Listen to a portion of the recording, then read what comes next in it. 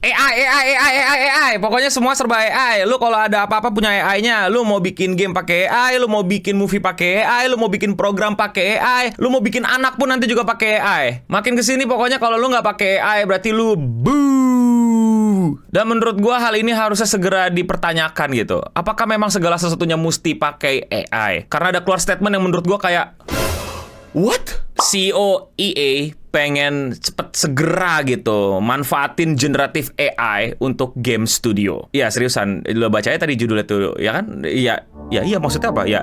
Ya game pakai AI.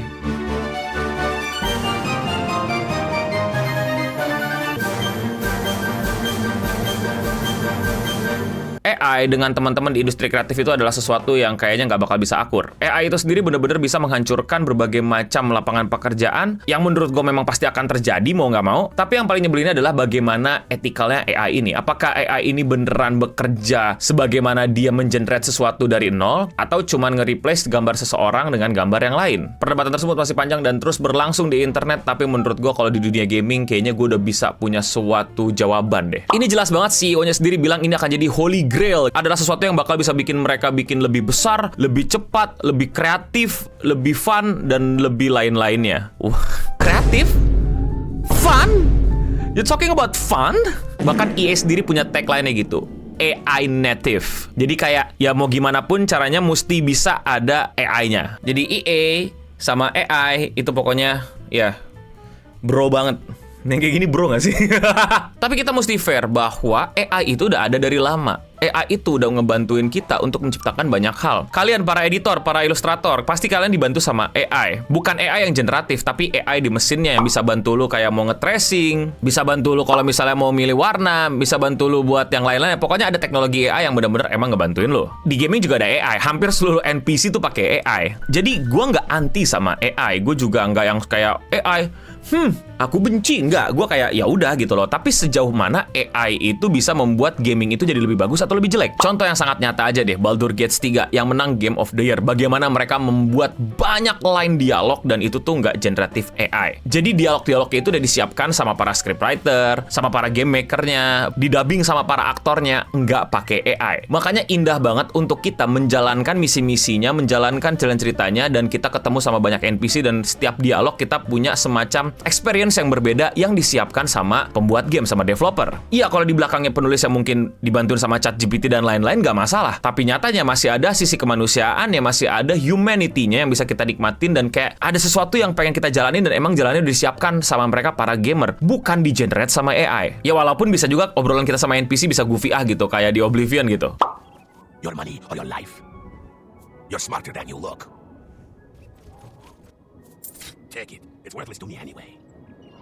Nah, ada juga AI yang di game dan nyebelin. Contoh paling nyata adalah game yang katanya paling bagus nih ya. Para fanboy bilang ini game terbaik ya. Namanya apa? Starfield. Yang kita bisa eksplorasi banyak planet kayak No Man's Sky, tapi planetnya itu generated. Jadi bukan diciptakan sama para developer bahwa gue pengen ada planet yang isinya tuh jerapah tapi kakinya 2 terus palanya 4 gitu. Terus diciptakanlah sama mereka. Tapi ini generated banget. Jadi lu keliling kemana-mana gitu, lu akan ketemu planet yang kayak entah apa dan developer juga nggak tahu itu apa. Bayangin 1000 planet lebih bahkan bisa terjadi, dan entah apa yang akan terjadi di tiap kulit-kulit planetnya dan apa sih yang akan hadir di tengah-tengah planet tersebut. Dan itu semua generated. Jadi membuat kita apa? Bosan. Kita nggak yang kayak wah gue disiapin nih ketemu Daniel tapi pantatnya di depan gitu. Wah kaget gue ketemu planet yang dimana manusianya itu mengaku demokrasi tapi isinya orangnya koruptor sama menghalangi kebebasan bicara gitu kan tuh di planet ya something planet lah. Tapi nggak tahu-tahu ketemu apaan nih? Yang tadinya warnanya kuning jadi nggak terlalu kuning, yang warnanya putih jadi nggak terlalu putih, terus yang tadinya ada gelundukan jadi nggak ada gelundukan. Generated dan kayak jelek gitu. Generatornya tuh jelek. Nggak membuat kita jadi mau explore, malah jadi kayak males gitu. Jadi kayak apa ya, kalau di Minecraft gitu atau di beberapa game ada yang kayak masukin kode-kode map gitu untuk generate map yang random, tapi eksplorasinya nggak memuaskan dan malah jatuhnya jadi membosankan dan kayak ya ngapain explore, orang ujung-ujungnya ini nggak ada kayak ujungnya. Lagi-lagi beda sama game-game kayak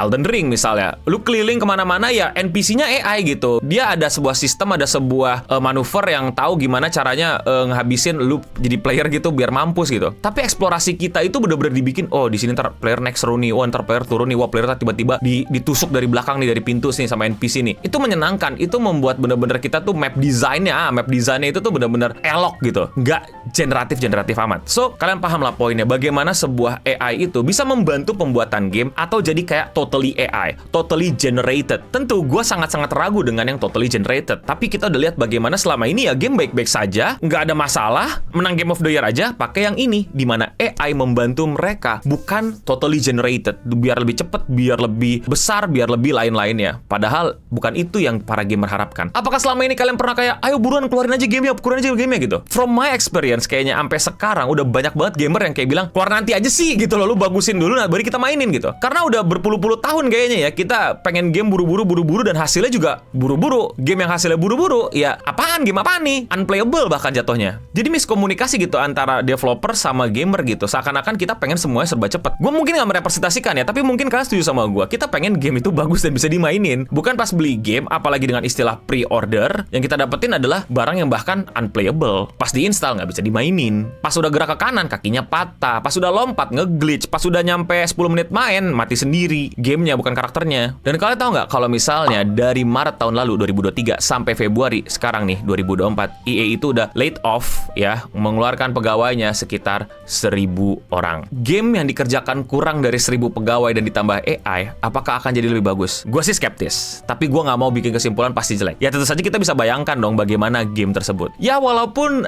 AI belum kayak Starfield gitu ya, belum seBethesda itu gitu loh. Contoh deh Battlefield yang terbaru. Battlefield berapa? Sampai lupa gue. Oh 2042. Gimana tuh? Udah lihat tuh reviewnya? Gimana tuh keadaannya tuh? Sangat mengecewakan. Banyak player dari Battlefield itu meminta refund. Ya gamenya tuh masih jelek. Bahkan waktu launch ini bisa dibilang unplayable. Bug di mana-mana. Ya bug itu sampai sekarang. Dengan harga 600.000, ya jelas player-player ngamuk lah. Dan 600.000 ini apakah jeleknya Battlefield 2042 itu karena lack of AI, karena kurangnya generatif AI, atau emang dari segi sistem developing, kreatif idea itu kurang? Nah, gue nggak terlalu main Battlefield ya, walaupun gue suka game Battlefield ya, terutama Battlefield 1, tapi mungkin kalian yang udah mainin 2042 bisa komen di kolom komentar di bawah. So again, ini bukan sebuah anti gitu, atau sebuah gerakan untuk menolak gitu. Lebih kepada gerakan yang kayak mengkritisi gitu, kayak aneh gitu. Gimana caranya lu baru mencat 1.000 pegawai, dan lu berharap generatif AI akan mengubah industri game menjadi jauh lebih baik, yang dimana game terakhir lo juga masih kurang. Dan dimana game yang udah pakai generatif AI banget kurang. Dan bagaimana bisa disebut sebagai Holy Grail. Dan game-game yang menang sebelumnya, Elden Ring, Baldur's Gate 3, apakah itu generated AI? Tapi kalau menurut kalian bagaimana para gamers? Komen di bawah. Kalau kalian suka sama konten kayak gini dan kalian mau support gue, jangan lupa klik tombol subscribe di bawah. Dan ya sekian Game Breng untuk episode kali ini. Gue sejujurnya penasaran banget bakal kayak gimana tuh game-game EA dengan AI. Gue akan cobain sih kayaknya sih. Emang ini yang katanya Holy Grail nih. Pengen tahu lah kita ya. Tapi tetap dong, boleh kita kritisi. Jadi ya, sekian Game Breng untuk episode kali ini. Gue Noboding pamit undur diri, dan untuk kita semua, stay clean and sound.